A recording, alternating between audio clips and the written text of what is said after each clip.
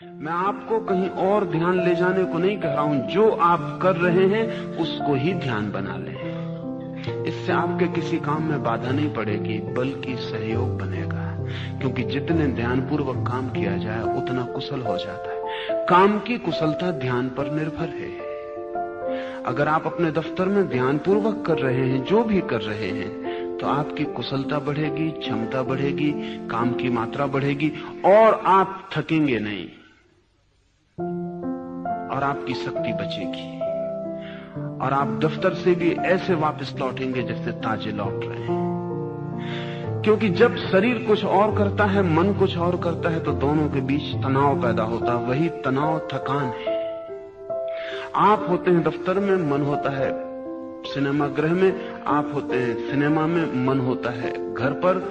तो मन और शरीर के बीच जो फासला है, वो तनाव ही आपको थकाता है और तोड़ता है। जब आप जहां होते हैं वही मन होता है।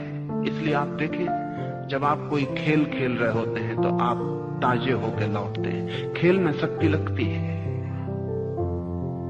लेकिन खेल के बाद आप ताजे होकर लौटते हैं। बड़ी उल्टी बात मालूम पड़ती। आप बैडमिंटन खेल रहे हैं कि आप कबड्डी खेल रहे हैं या कुछ भी, या बच्चों के साथ बगीचे में दौड़ रहे हैं, शक्ति व्यय हो रही है, लेकिन इस दौड़ने के बाद आप ताजे होते हैं। और यही काम अगर आपको करना पड़े तो आप थकते हैं।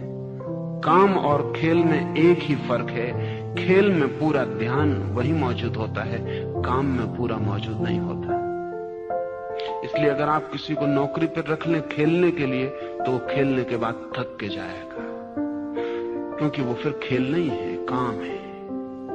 और जो होशियार हैं वे अपने काम को भी खेल बना लेते हैं। खेल का मतलब यह है कि आप जो भी कर रहे हैं, इतने ध्यान, इतनी तल्लीनता,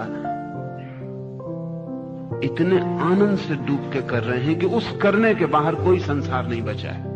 आप इस करने के बाहर ज्यादा ताजे, सशक्त लौटेंगे और कुशलता बढ़ जाएगी। जो भी हम ध्यान से करते हैं उसकी कुशलता बढ़ जाती है। लेकिन अनेक लोग ध्यान का मतलब समझते हैं जोर जबरदस्ती से की गई एकाग्रता, तो आप थक जाएंगे।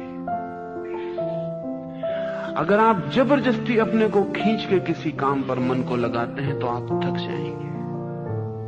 तब तो ये ध्यान भी एक काम हो गया। जो भी जबरदस्ती किया जाता है वो काम हो जाता है। ध्यान को भी आनंद समझें, इसको भी बेचैनी मत बनाएं। ये आपके सिर पे एक बोझ ना हो जाए कि मुझे ध्यान पूर्वक ही काम करना है। इसको चेष्टा और प्रयत्न का बोझ न दें, हल्के हल्के इसे विकसित होने दें, इसको सहारा दें। जब भी ख्याल आ जाए तो होश पूर्वक करें, भूल जाए तो चिंता ना लें। जब ख्याल आ जाए फिर होश पूर्वक करने लगे। अगर आपने तय किया कि अब मैं काम अपना होश पूर्वक करूंगा, तो आप कर पाएंगे आज ही, ऐसा नहीं है, वर्षों लग जाएंगे।